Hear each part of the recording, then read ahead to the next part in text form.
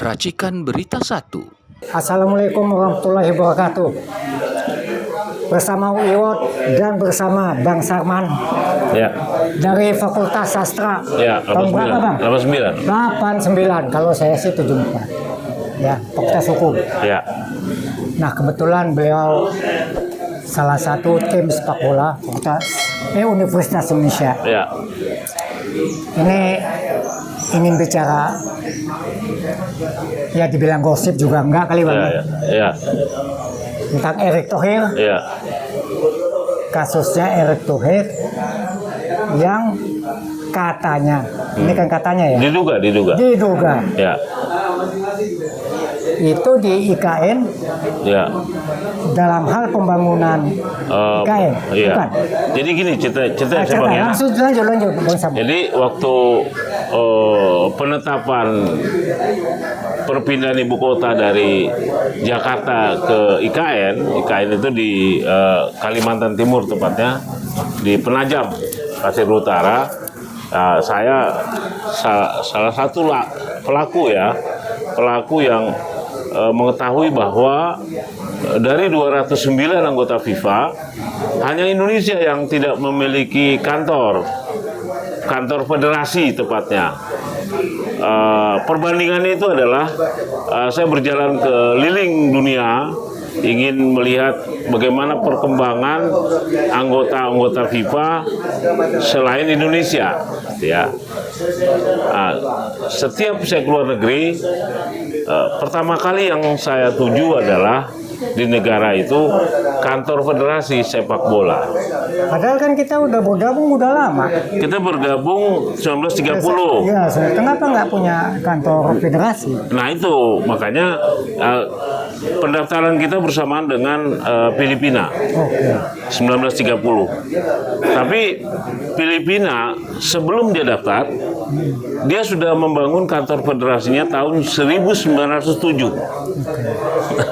Jadi meskipun di Filipina itu sepak bola tidak populer, ya, karena basket.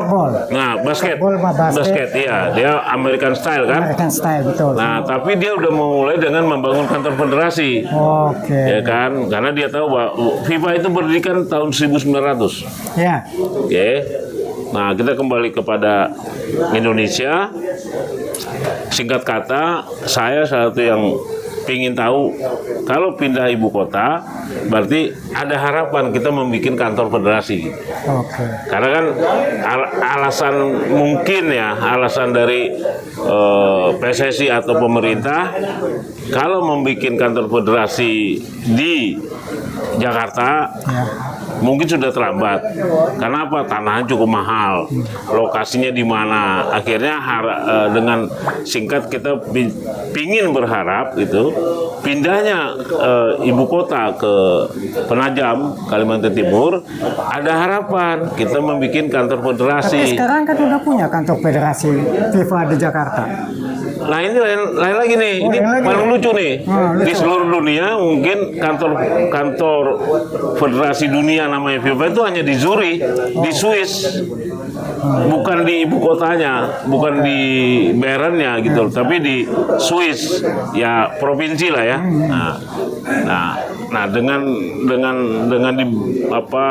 dibangunnya ibu kota baru, harapan kami adalah kantor federasi. Ya. Nah makanya waktu itu saya salah satu orang yang datang ke sana berkali-kali gitu. Kok berjalannya waktu bukan kantor federasi yang dibangun, tapi training camp. Training camp bernama National Training Camp, ya, gitu loh. Nah, singkat kata, sekali, 2 kali, 3 kali, 4 kali. Jadi belum? Hari ini sudah jadi. Oke. Sudah jadi, sudah diserahkan katanya. Karena terakhir saya ke sana, saya bertemu dengan salah satu kontraktor pembangunan ada jalan provinsi. Ya. dan ada bekas gitu. Ibarat kata tuh bedeng ya, bedeng pembangunan itu kata orang situ udah diserahkan. Lah kalau diserahkan, saya menilai berapa nilai dari pembangunan itu. Tapi menurut saya poinnya bukan itu. Poinnya adalah kita tidak punya harapan lagi membangun kantor federasi taunya. Kenapa? Karena FIFA memberikan bantuan 80 miliar, ditambah 90 miliar dari APBN, total 170 miliar. Nah, nilai bangunannya ya enggak ya bukan cek. Maksudnya janjinya kan sekian lapangan, ada kolam renang, ada fasilitas yang berstandar internasional. Ya kalau bangunan yang hari ini saya nilai dengan beberapa orang kontraktor sana 20 miliar lah gitu loh. Jadi tapi saya bukan itunya, bahwa ini ada penyelewengan dana, penyelewengan dana dari FIFA dan dari pemerintah APBN. Dari FIFA 80 miliar, dari APBN 90 miliar. Ini dugaan kita. Ini kita menduga karena apa? Karena kan yang bisa menentukan itu ya KPK. Masyarakat hanya menyampaikan. Nah, lebih jauh lagi, nah disinilah kalau saya secara pribadi, saya lebih menyoroti Erick Thohir nih. Gitu loh, Erick Thohir ini kok katanya pergaulan internasional, macam hal-hal yang membius masyarakat bahwa dialah yang mengerti tentang sepak bola.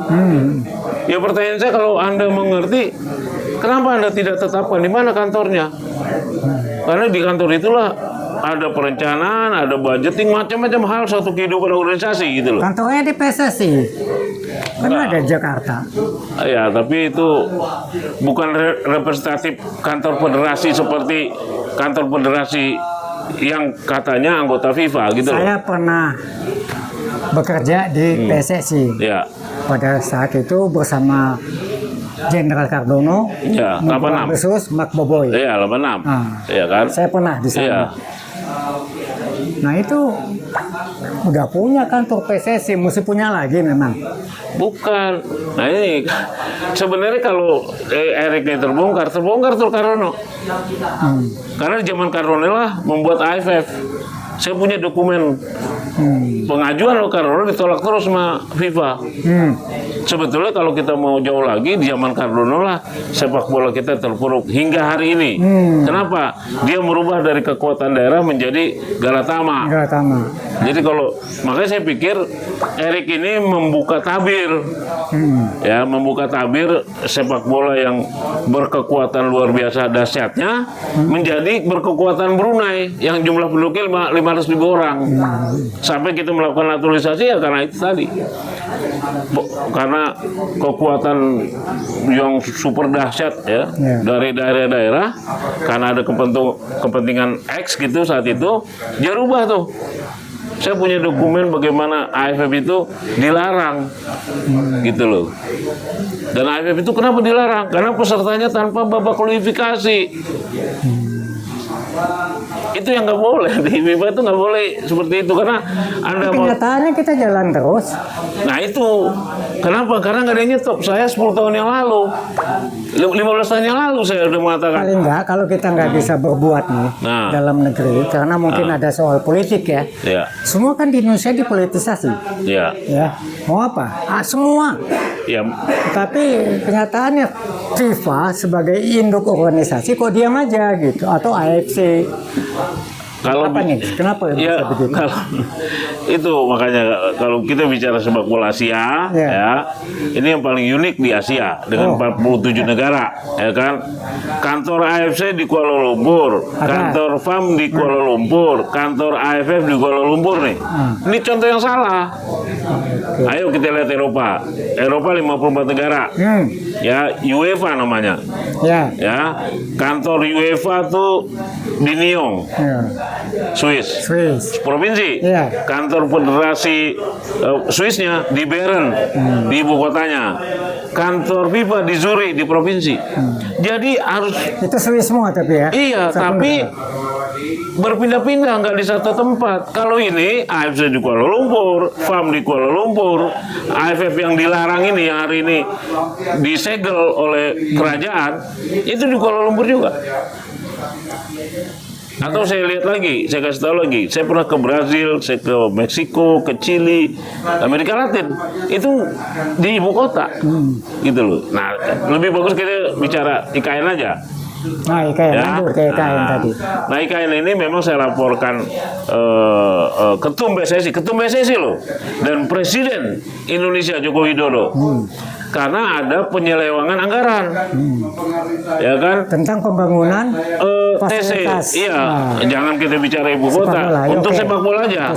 Itu concern saya, gitu loh. Oke, siap. Itu hak dari masyarakat untuk mengetahui 170 triliun, 170 miliar ini digunakan untuk apa, gitu loh. Jadi ada pertanggungjawaban. Nah, itu. Nah, makanya apalagi kalau bicara hari ini, Erik menjabat Menpora. Ya. Untuk menjabat Menpora dan ketum PSSI aja dia butuh tekanan dari Presiden FIFA. Nah, Infantino ini kurang ajar sebetulnya. Ini presiden menurut mereka dia kurang ajar. Iya, nggak pernah ada Presiden FIFA ini melakukan hal yang seperti itu, gitu. Ini dia melakukan pelacuran. Karena apa? Karena ini kan LSM. Prabowo habis ketemu PBB, raja-raja dunia, kok dengan mudah dia interrupt gitu ya, masuk ke presiden kita. Itu kesaktiannya FIFA, jadi bukan kesaktian Indonesia. Ya bukan masalah Indonesia, kita rendah benar nih. Siapa yang mengizinkan dia ketemu Prabowo? Itu harus dipahamin dulu dong. Bukannya terbalik. Begitu hebatnya Indonesia sehingga FIFA sendiri mau berkunjung ke Indonesia ketemu presiden. Oke, kantornya aja di mana dia? Di Zurich. Ya, iya kan? Jadi ini LSM ya yang sudah Infantino ini sudah melanggar etik. Sama seperti dia bikin kantor di FIFA di Sudirman itu, gitu loh. Cuma aja merek dan kantor di lantai 12 mandiri. Nggak ada kegiatan apa-apa. Apakah di negara lain diberlakukan? Enggak. Ini kan kita sudah merasa rendah daripada FIFA. Bukannya suatu kehormatan dia punya kantor di Indonesia, terlepas dari apapun loh. Apa kehormatannya apa? Ya barangkali dengan dibentuknya, oh ini ada kantor FIFA di Indonesia, berarti harkat martabat kita diakuin. Siapa yang ngakuin? Ya FIFA minimal. Ini makanya kita nih bangsa jadi bangsa jongos gitu loh, merasa FIFA ini siapa gitu loh. Ya FIFA kan yang mengatur sepak bola seluruh dunia. Hari ini Abang Buyung kalau berdiri di kantor FIFA di Zurich itu berdiri, Abang akan ditunjuk itu kantor koruptor, itu kantor mafia, gitu loh. Itu kenyataannya. Jadi kita Indonesia aja nih, ini kan selalu menggabungkan orang asing, intinya itu aja. Kita nggak percaya diri, gitu loh. Kita selalu menggabungkan FIFA. Nah, kita harus berjalan, Bang. Sehingga kita, apa jalan keluarnya kalau FIFA seperti itu? Ya itu harus dicabut, Bang. Nggak ada kegiatan. Kalau dia bilang memang FIFA bagus, Kanjuruhan terungkap nggak? Oke, kembali ke Erick Thohir. Ini kan ada pembangunan yang tidak transparan ya di IKN. Apa keinginan dari Bang Sarman? Yang pasti laporan ini harus kan ada 30 hari Bang Buyung. 30 hari FIFA KPK ngubungin saya. Jadi itu aja Bang Buyung. Oh, jadi udah lapor. Udah lapor saya. Udah lapor. KPK belum ada tanggapan. Belum, saya nunggu 30 hari kerja. Oke. Gitu Bang ya. Oke. Gimana? Ya udah. Cukup. Saya sih terima kasih. Ya. Apapun yang dilakukan Bang Sarman demi kebaikan Republik ini, baik olahraga, baik politik. Saya salut sama Bang Sarman. Kalau Bang Sarman punya data, terima kasih. Jangan memalukan UI, Bang Sarman. Ya, kita jaga marwah UI bahwa kita tidak omon-omon buat mengadu. Ya, saya rasa data Bang Sarman, saya berharap KPK bisa menindaklanjutin ya namanya kita menduga, karena kalau saya lihat apa yang Bang Sarman sampaikan itu nggak apa ya, Erick Thohir nggak jujur, tidak transparan, ya, sehingga Bang Saman berani melakukan hal demikian. Kan gini Bang Boyo, kalau kita memang pernah di UI, Ya, pernah ya kita punya satu saya ini mantan ketua unit bola UI Bang. ya, Saya mantan juga Bakorukor waktu itu yang menunjuk Mas Tom almarhum. Ya. Saya wakil pimpinan untuk TIG Hong Kong. Ya. Jadi banyak moral yang saya bangun di UI gitu loh. Nah, dalam kegiatan ini pun 15 tahun tidak ada sponsorship melekat ke saya. Jadi saya melakukan biaya sendiri, perjuangan sendiri karena saya melihat butuh integritas. ya. Gitu loh. Jadi saya Integritas butuh kejujuran. oh iya, saya satu orang yang berdemo di kantor FIFA. Oke. Gitu loh. Dan itu datanya semua ada.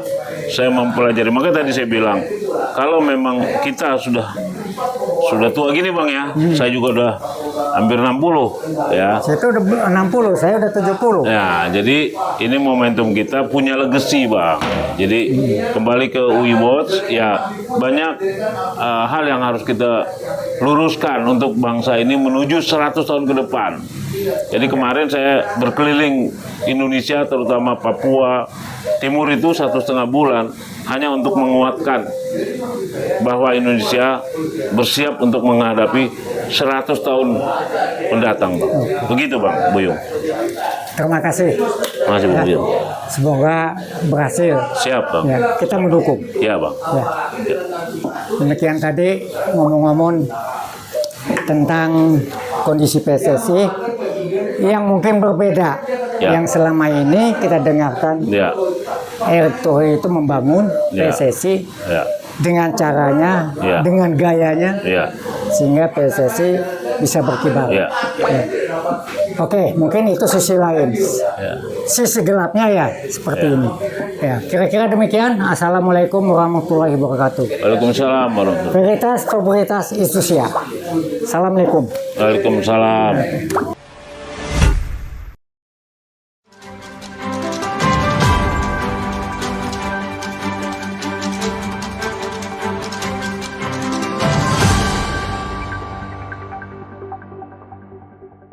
Racikan Berita 1.